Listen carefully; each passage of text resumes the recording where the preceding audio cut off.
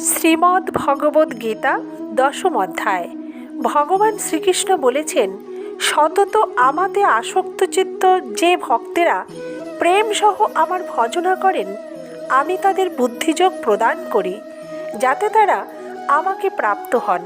অর্থাৎ যে সমস্ত ভগবদ্নিষ্ঠ ভক্তগণ কায় মনোবাক্যে সততই ভগবানের প্রতি আসক্ত থাকেন, তারা খ্যাতি, অর্থ, মান, সম্মান, ভোগবিলাস প্রভৃতির দিকে ভ্রুক্ষেপও করেন না।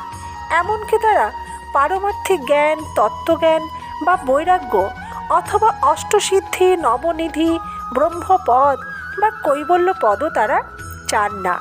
এই প্রকার নিত্যযুক্ত অনন্যচিত্ত ভক্তদের সকল ভার ভগবান নিজেই বহন করেন।